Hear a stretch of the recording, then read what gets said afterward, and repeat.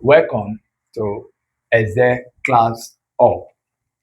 I am here to teach you likely English language question come UNILAG Post-UTME 2026/2027. As far as UNILAG questions are concerned, you are expected to see 40 questions in every department. And in each department, you are expected to see 10 questions on English language.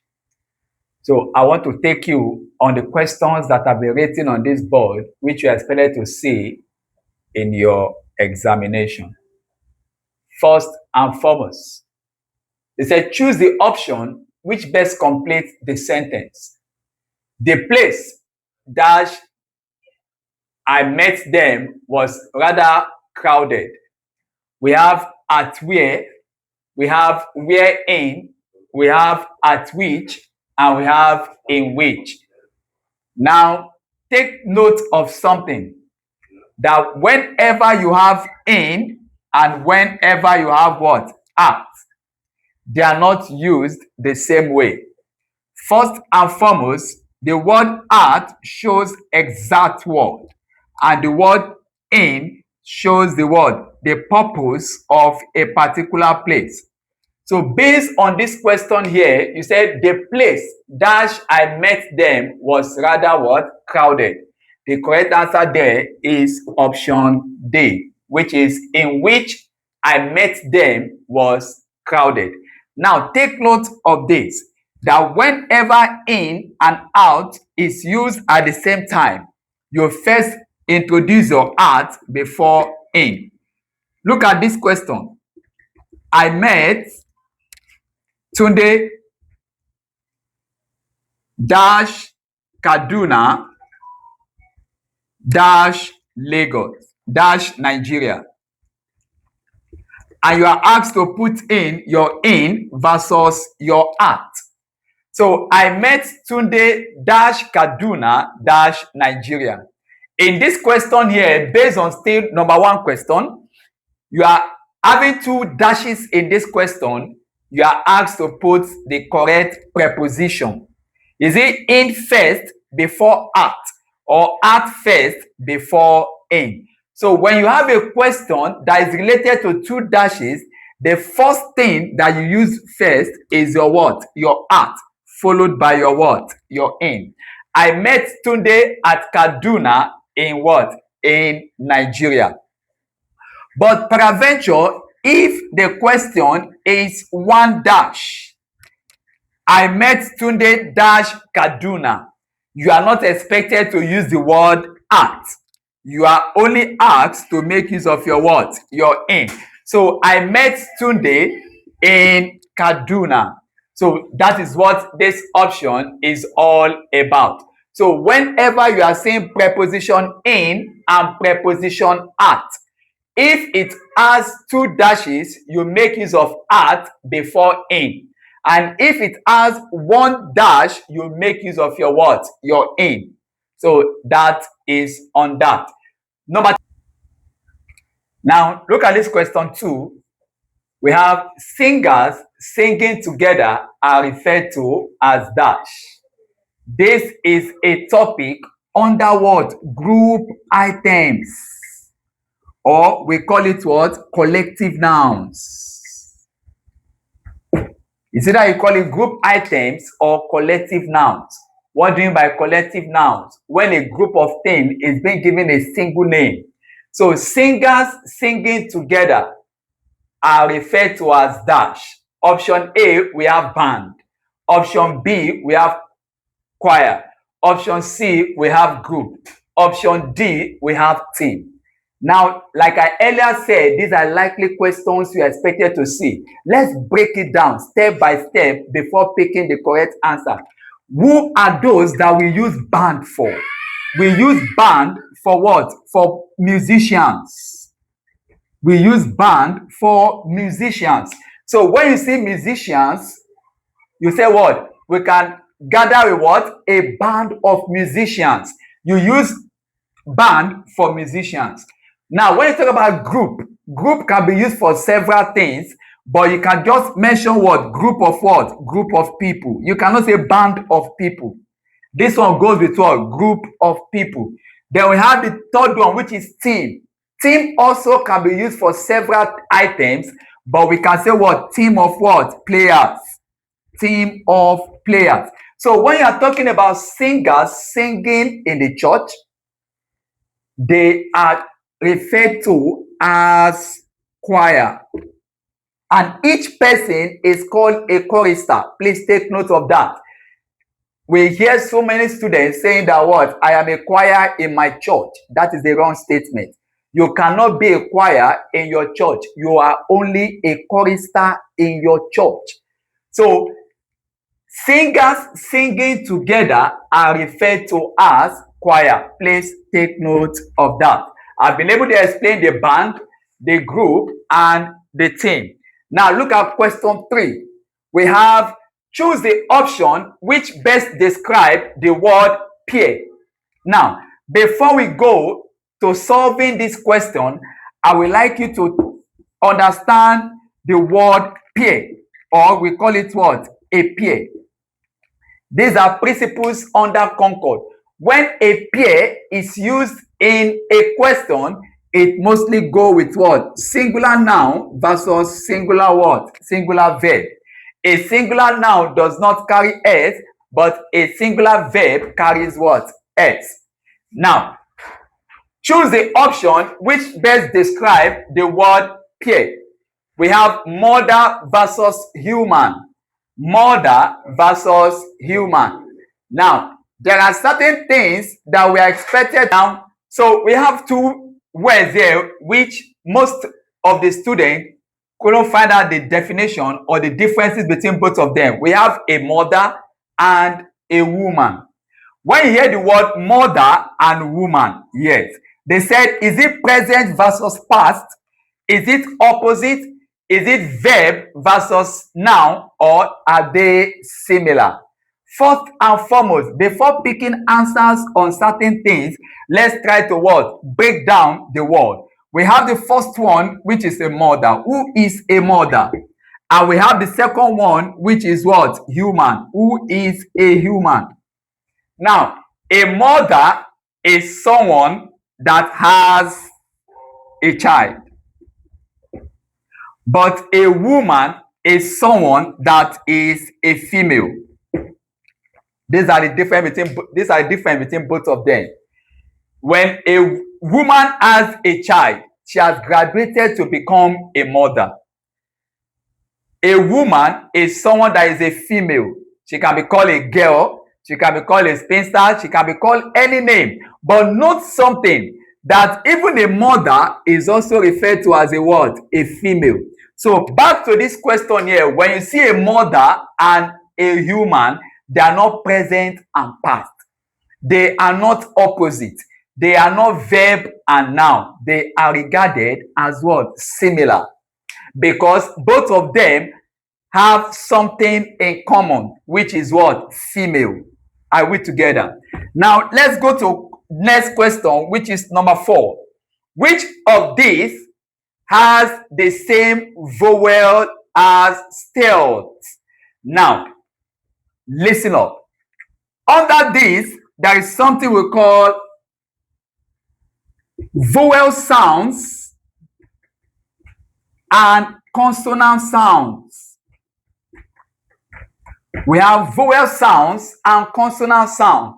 Under your vowel sound, we have short vowels and what? Long vowels. Your long vowels always go with a 2 dashes or a 2 dots, while your short vowels does not go. So when you see a question like this is analog, this is amoeba, this is reject, this is rejoinder. Then the correct answer here is what? Rejoinder. Talking about what? Vowel what? E. Vowel E. Take note of that. Now we go to the next one, which is choose the option which best interprets the expression. Now take note of this. This statement is what we call what? Sentence interpretation. Sentence interpretation. How are you able to interpret a question that is being given to you? He said what? Matthew was over the top in his comportment. When you use the word comportment, it means when somebody is organized, when someone is moderate. Now, they use something here, over his comportment, which means that person is over his moderation. That person is over his normalcy or moderacy. Now, for that fact, it means the person has gone beyond expectation. So when you talk about sentence interpretation, you look at the word, the denotative meaning. The denotative meaning of that statement. You don't look at it at the connotative level. You look at it at the denotative level. So the word that's going to determine our answer here is over the top. We are not after comportment, but we are after what? Over the top. So whenever you see over the top, the person has gone beyond. And when you go beyond, it shows what? Exaggerated. So the correct answer here is exaggerated. So peradventure, if you see a question that is not mentioning exaggerated, it can show what? Hyperbole. Talking about your figures of speech. So hyperbole here connotes what? Exaggeration. Now flawless, which means mind, which means tolerable. You are able to what? To accept. Now go to number 6. He said choose the option which identifies the nearest meaning of the capitalized word. We pleaded on Tolu's behalf, but our parents were adamant. As a student that is expected to score higher in Post-UTME UNILAG 2026 to 2027, you are expected to be good in dictionary meanings. So in this question now, this is the word that we are asked to look at, adamant. When someone is adamant, what does it connote?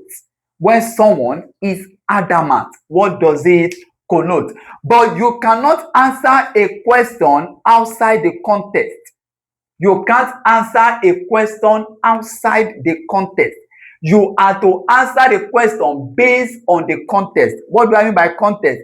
You are to answer the question based on the question given to you. If you pick the word alone and you want to answer the question, it may not tally with the options given to you.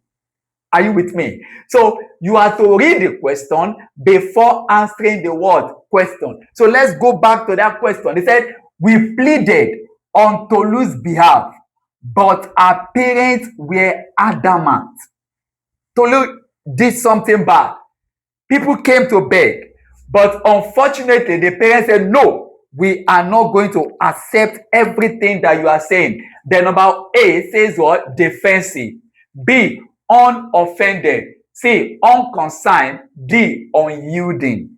Now, take note of these 4 options. They are specific in nature. There are certain things that you need to take note. Defensive here cannot be the answer.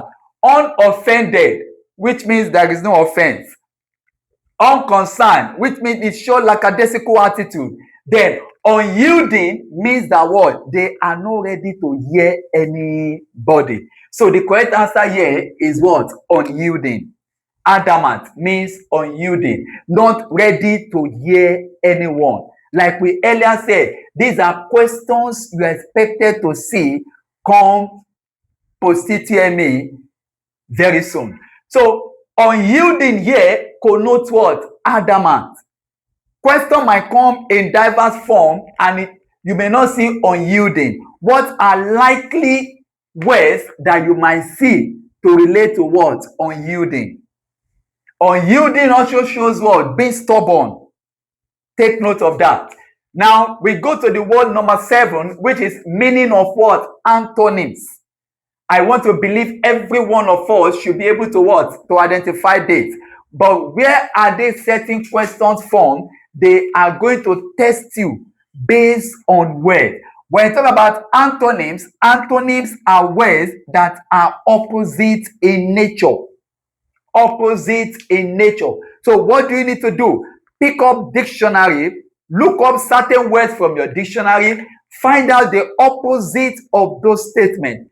Look at this one now. We said clockwise. The opposite of clockwise is what? Anti-clockwise. When you see certain words, you need the opposite of what? Optimistic is what? Pessimistic. So when you talk about meaning of antonyms centers on what? Opposite of a word. And for you to be good, or for you to be able to answer certain questions on antonyms, then you have to embrace your dictionary. These are certain ways by which more questions can be what? Can be gotten. Now, we talk about word class usage.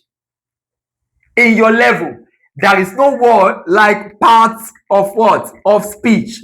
What we have is called what? Word class. Word class is a name given to what? Part of speech.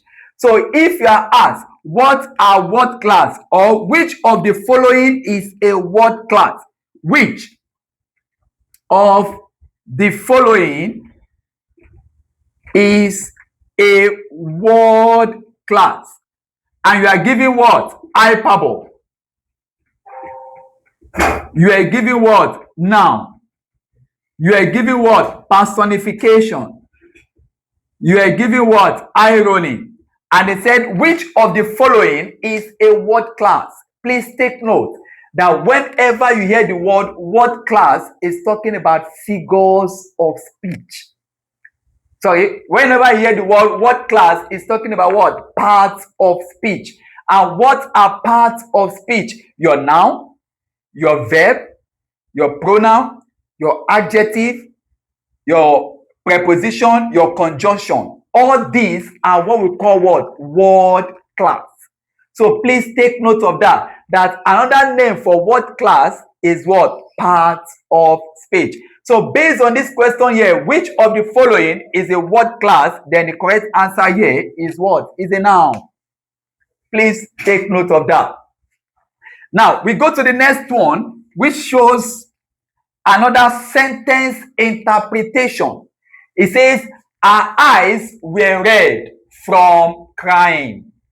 Our eyes were red from crying. They now said, what figure of speech is this word red? You can see we just finished concluding on word class. So you are expected to be good in word class. You need to see a word and know if this word is a noun, if this word is a verb, if this word is an adverb, if this word is an adjective, if this word is a preposition, conjunction, interjection, and so on and so forth. Now, back to this question. Our eyes were red from what? From crying. This red is trying to tell us more about what? Crying. It's telling us more about what? Crying. So this red here connotes what? An adjective. It connotes an adjective, telling us more about something. We have two types. We have the one we call an adjective, and we have what we call what? An adverb. This qualifies, this modifies. This is not modifying crying. It is only qualifying it, telling us the gravity of the cry that was in the eyes of the lady or the girl. So our eyes were red from crying. They said, what figure of speech is this red? Please take note that the figure of speech is adjective. So as a scholar, I expected you, or I expect you to what? To go back to this word class. Take them one after the other. Try to know when a word is being identified as a noun, when a word is being identified as a verb, when a word is being identified as an adverb, and when a word is being identified as an adjective. Let me throw more light on this. When at the beginning, we have cry. To cry is not easy. To cry is not easy. So because of that, this cry here, it becomes what? A verb. This cry is a verb. But immediately you add what to it? ing. It changed to what? A noun. Why? Through the use of what we call what? gerund. Gerund changes a verb to a noun. A noun. Take for instance, crying is my hobby. Crying is my hobby. That word crying there connotes what? A noun. But peradventure have I will cry. That cry there is a verb. So crying here connotes a noun. So that is what we call what? Gerund. But most times when you see a word that carries what? ing, they are regarded as gerund and they have been changed to what? A noun. Take note of that. So we are still trying to talk about what? This word class. Sometimes you see a word that ends with shun. You see a word that ends with shun. Examination, communication, transportation. When a word ends with shun, just know that word, what class is that? That's a noun. That is what? A noun. Anything you bring out from shun turns to your what? Your verb. What can you bring out from examination? You can bring what? Exam. What can you bring out from communication? You can bring out what? Communicate. What can you bring out from transportation? You can bring out what? Transport. Whenever you have a word that ends with shun, note that is a noun. Anything you can bring out from shun turns to your what? Your verb. So these are things you are expected to know under word class. Word class is a word that you don't joke with. So, and that is why most times students ask questions that what about your when? What about your which? What about your where? Where did they classify all these word classes? Every word has a class. When you see a word when, this shows time. And anything that shows times connotes what? An adverb. It connotes an adverb. This shows what? An item. And when an item is being shown, we talk about what? A noun. And something is used to replace a noun. This talks about your what? Your pronoun. This talks about a place. And whenever you talk about a place, for the fact that you have a where there, it talks about your what again? Adverb. So your word class should be a word to look into one after the other. We have so many of them, and you have to look at them. Take for instance, you have your hand and you have your what? Your butt. This and again, still under your word class, connotes your what? Your conjunction. This but also connotes your word? Conjunction. But what is the usage? Whenever you want to use your and, it shows positive versus positive. And whenever you want to use your but, it shows positive versus negative. So if a question is being given to you and you are asked to identify the word class, then the job is on you for you to know if it's a noun, an adverb, an adjective, a verb, a preposition. Take for instance, you went to someone's house and you did not meet the person, but you did not meet the person. Now, these are the questions you are expected to know. You went, the person wasn't around. Is it but or what? And still under your word class. You went with an expectation of seeing someone, but the person wasn't available. Automatically, that is positive versus what? Negative. Then your answer goes with what? But. So if you are now asked what part of speech or what word class is your but, please take note that your but is a conjunction. Your and is also what? A conjunction. So take note of your word classes. Word classes are wide in nature. Under your noun, we still have different types. We are all told that a noun is the name of a person, but your level, a noun is not a name of a person. A noun is a naming word. Anything that has a name is classified as what? A noun. Anything that has a name is classified as what? A noun. So if you are asked to identify things, automatically you should be able to know when a word is a noun, when a word is a verb. Then finally on this, we are asked to look at the correct word. An argument dash between James and his friend. An argument dash between James and his friend. Now there are certain words that we call homophones. Words that they look alike.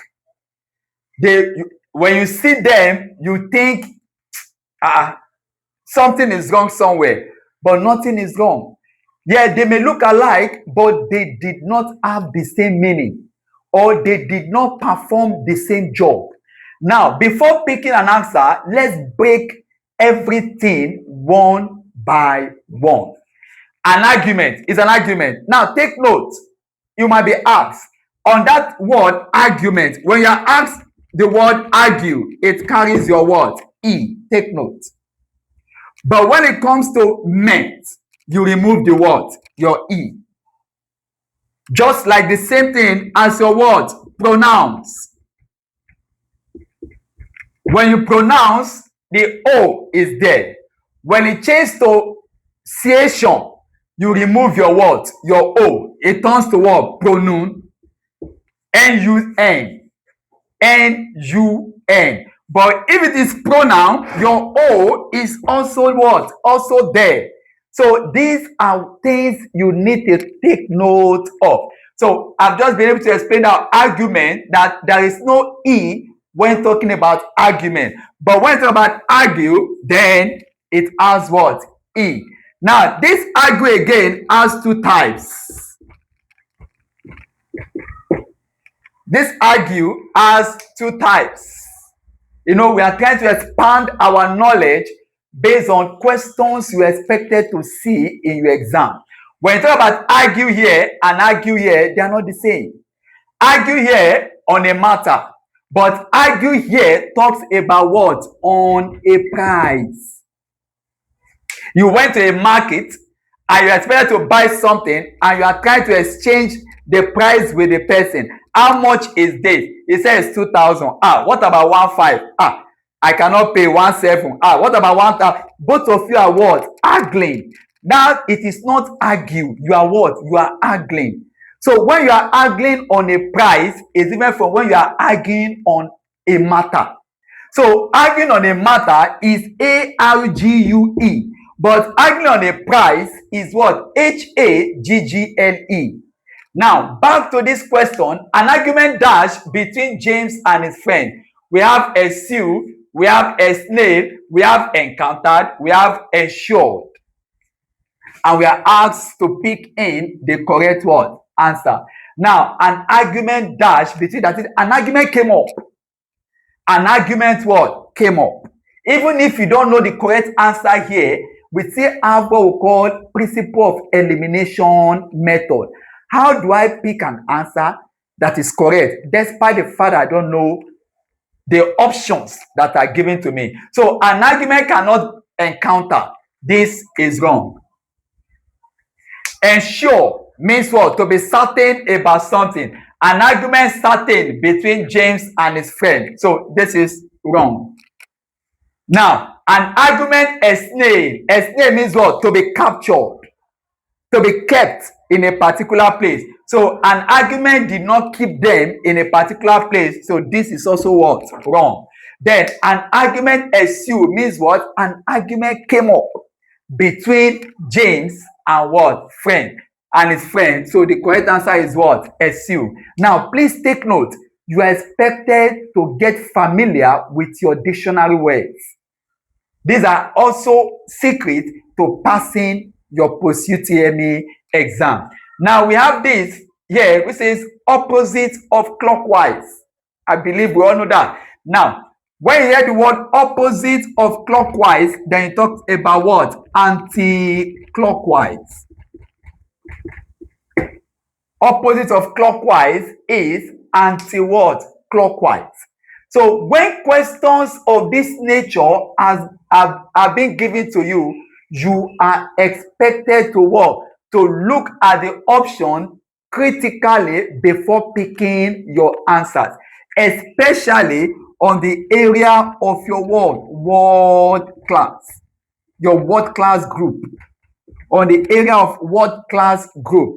Talking about your noun, talking about your verb, talking about your pronoun, talking about your adjective, talking about your adverb, talking about your preposition,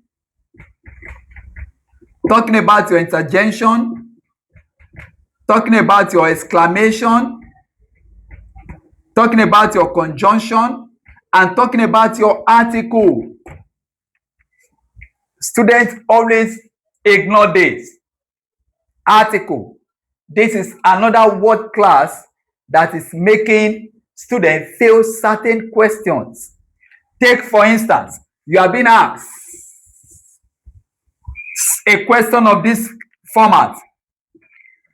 Dash European came visiting to Nigeria. And you are giving article A versus article an.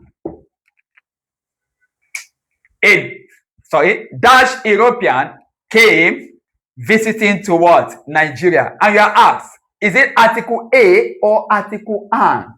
These are things that you need to be familiar with. And you can only be familiar with them if you know correct pronunciation of certain words. So this is not European. This is what? Jew. Is a Jew. Is a European.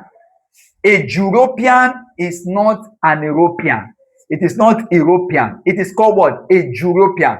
And what do you have there? Jew, Jew. A Jew is a consonant word. A consonant word. And when a consonant word is being used, what article goes with it? Is article what? Article A. So the correct answer here is what? A European came visiting to Nigeria. So the correct answer here is what? A, not an European. It is not an European lady, or it's not an European woman. It is not an European anything. It is what? A European. Because why? It is not properly what? Pronounced. Take, for instance, the same thing goes with your word. A university. We are all told in our level that what? A, E, I, O, U goes with what? With an. Take, for instance, this is E here, E, which means it should ought to be an European. And the next question here is what? UN, university, which is U, it ought to be what? Why can't you say an university? You can't say that because this is not university, this is university. It is also Jew. It is also what? Jew. So it also goes with what? A. So what class and article, they are things that you need to know, especially for your post-UTME 2026/2027. If you are familiar with questions being asked years back, you will see that they focus majorly on word class. So please take note of these things. They are very, very what? Important. Work on your article. Work on your article. Then another word that you need to work on is your preposition. Your preposition. Especially when talking about your word. Preposition to, preposition in, and preposition what? And. When a question is given to you and you're having to in front, take note, quote me. You can never use to with past tense. You can never use to with past tense. So when you see a question related to, remove past question, remove past tense in your what? In your answer. Because why? Your answer can never have what? Past tense. And take note again, when you see a question related to, be looking out for your ing. That's the whole word. Ing, which is what? ing. Ing. Most to goes with what? Ing. And if it does not go with ing, then it must go with a what? A present tense. It must go with a present tense. So in conclusion, if you are making use of your to, it can never go with what? Past tense. It only goes with what? ing or what? Present tense. Look up. I am looking forward to. The next word that must follow this to must carry what? ing. I am looking forward to slapping you. I am looking forward to hearing you. I am looking forward to seeing you. Why? You can't use to with past tense. Or even if you don't want to use the to with ing, you cannot use to with past tense. I want to, you cannot say I want to sleep. You cannot say, I want to what? Slept. What do you say? I want to sleep. So whenever you see to as a preposition, remove past tense from your brain. Then goes back to your in. In connotes what? A location. In connotes location. Your in connotes what? Location. While at connotes what? Exact. Exact. Take for instance, talking about what? An event that wants to occur. And they say, when is it starting? It is starting, is it in, or is it at, is it by? Let's say 9. When is the program starting? It is starting at 9 a.m. It is starting by 9 a.m. When you are specific, when you are exact, then you make use of your word, at. No one knows the time to sleep. So you can't say, I sleep at. What do you say? I sleep by. I sleep at 9, there is something else. You cannot know the specific time that you slept. So, but you can know the period that you slept. So what do you say? I sleep by 9.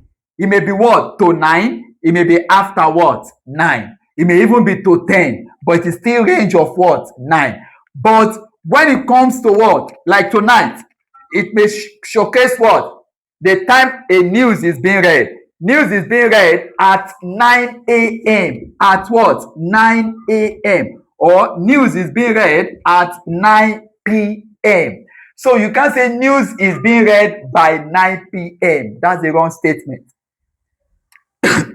So whenever you mention your at and you mention your what? Your in, you have to be careful with them. So I guess that's all about preposition. Now, when you talk about this last one, an adjective, this adjective is also a word that shows what? Qualification. And we shall be looking at that in our next class.